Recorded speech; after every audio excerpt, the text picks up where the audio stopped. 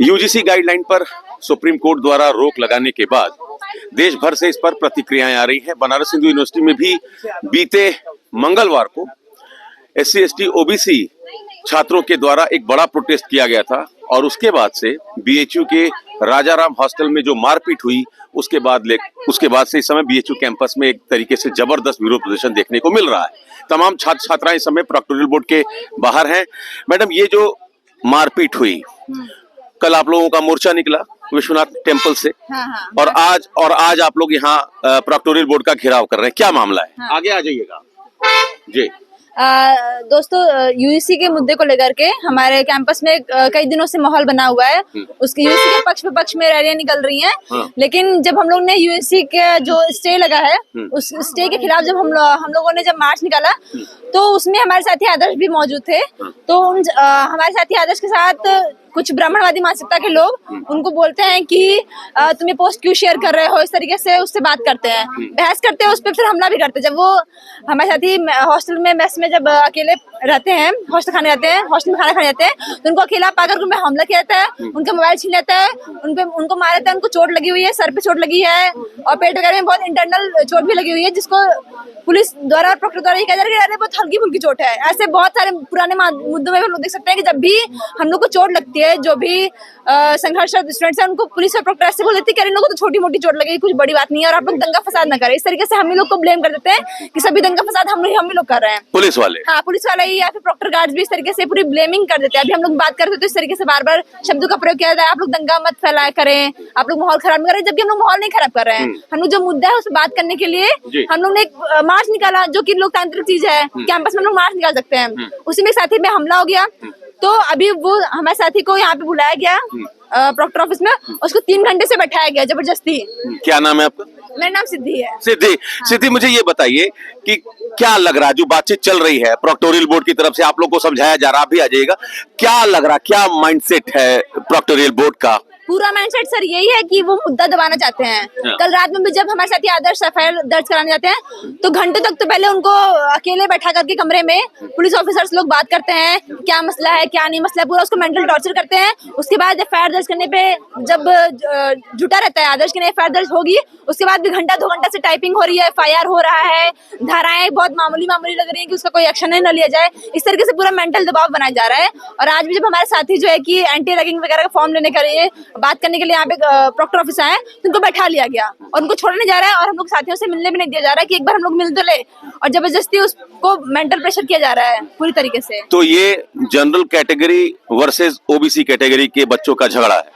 हाँ बिल्कुल है, जैसा कि हम देख सकते हैं, जैसे साथी ने बताया कि जब आदर्श ने जैसे पोस्ट किया था और अपने ग्रुप में शेयर किया था, इसके बाद जिन लोगों ने हमला किया उसमें से एक ने उनको बुलाया था लाइब्रेरी में बात करने के लिए कि हम इस पर बात करना चाहते हैं। आदर्श गए भी थे, उन्होंने इस पर बात भी की थी और मामला सुलटा लिया गया था। उसके बाद जाकर मेस में जाकर उनको 4-5 लोगों ने, जो कि सो को अपर कास्ट थे, उनको मारा गया, धमकी दिया गया कि हम BHU के सबसे बड़े गुंडे, तुम्हारी औकात क्या है, तुम हमें सिखाओगे सवर्णवाद क्या है, ब्राह्मणवाद क्या है। जब इस तरह की चीजें बोली गई तो और UGC से संबंधित बोला गया तो सीधा ये जातिवाद ही था। ये जातीय मानसिकता का ही परिचय है। मैडम एक मिनट यहाँ आ जाइएगा। ये आप लोग ये जो लगातार प्रोटेस्ट हो रहा है ना, FIR तो हो चुकी इस मामले में 4 अज्ञात 8 लोगों के खिलाफ, तो आप लोगों की एक मांग तो पूरी हो गई, FIR लॉन्च किया जाए, FIR हो गया, अब आप लोग क्या चाह रहे हैं? देखिए, पहली बात तो ये कि जो FIR लॉन्च हुआ भी है वो हमारे हिसाब से नहीं हुआ है, उसमें बहुत हल्की धारा है, जातिगत भेदभाव की कोई धारा उसमें नहीं लगी हुई है, साथ ही उसमें अटेम्प्ट टू मर्डर की धारा लगनी चाहिए थी, वो धारा उसमें नहीं लगी हुई है। दूसरी बात, जो DGP है वाराणसी के, उन्होंने बयान जारी किया, हाँ उन्होंने बयान जारी किया DGP की तरफ से। अच्छा, DCP, हाँ, उनकी तरफ से बयान जारी हुआ है, ट्विटर पे उन्होंने अपने हैंडल पे डाला है कि ये मामला UGC से जुड़ा हुआ है ही नहीं, ये मामला UGC से जुड़ा हुआ है ही नहीं। प्रशासन पूरी कोशिश कर रहा है कि ये दबाया जाए। हाँ, बिल्कुल, प्रशासन पूरी कोशिश कर रहा है कि इस मामले को दबाया जाए और हमलावरों को बचाया जाए। जो हमलावर है कल रात को अंदर बैठे थे, यहाँ प्रोक्टोरियल बोर्ड के अंदर बैठे थे, उनको पकड़ा नहीं गया, लेकिन आदर्श को अंदर पकड़ के रखा हुआ है। तो ये साफ साफ दिखाता है कि इन लोगों की क्या मानसिकता है। ये लोग खुद ब्राह्मणवादी मानसिकता से पूरी तरह ग्रस्त है और ये लोग हमलावरों को बचाने की कोशिश लगातार कर रहे हैं, आदर्श पे लगातार दबाव बना रहे हैं। खुद वो कल उसको हमला झेला है, फिर भी वो भागदौड़ किया है, उसके बाद उसको अभी किडनैप करके रखा हुआ है यही प्रशासन के द्वारा। तो हम लोग मांग कर रहे हैं कि जल्दी से जल्दी उसको यहाँ से छोड़ा जाए और हम लोग विरोध प्रदर्शन करेंगे, चाहे प्रशासन कितना भी दबाव बनाए हमारे ऊपर। विरोध प्रदर्शन होगा। हाँ बिल्कुल।